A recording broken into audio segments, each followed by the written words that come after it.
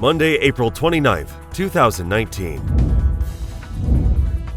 1 dead and 3 injured at San Diego synagogue shooting. On the last day of Passover, a 19-year-old man opened fire at the Chabad of Poway in California, killing a 60-year-old woman and injuring 3 others, including an 8-year-old girl.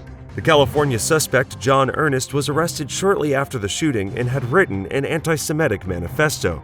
Poway Mayor Steve Voss characterized the shooting as a hate crime and said President Donald Trump had called to offer federal resources. Yesterday, this horrific, terrible event that has occurred here, in my own interpretation, Lori took the bullet for all of us.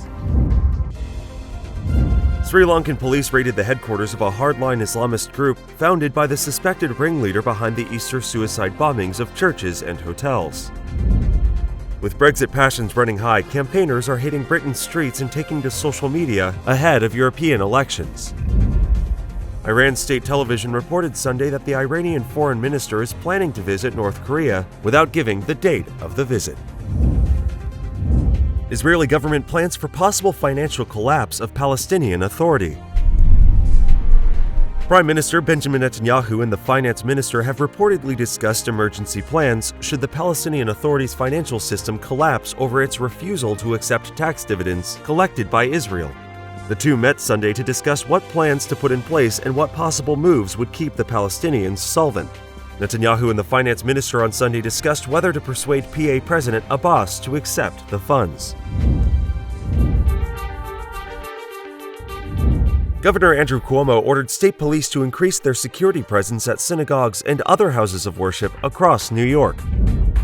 National Security Advisor John Bolton said Sunday the U.S. signed a document pledging to pay North Korea $2 million for the medical care of American student Otto Warmbier in return for his release, but didn't follow through.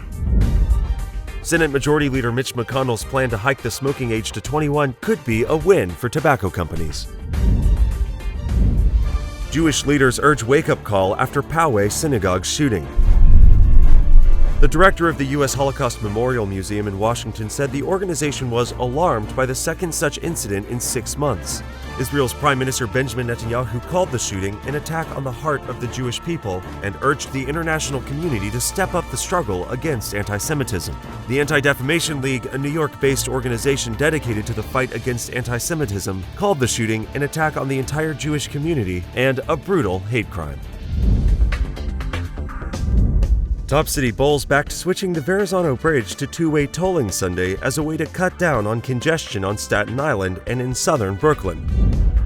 New York City Mayor Bill de Blasio on Thursday released a $92.5 billion executive budget for the coming fiscal year, one that continues a steady increase in government spending since he took office.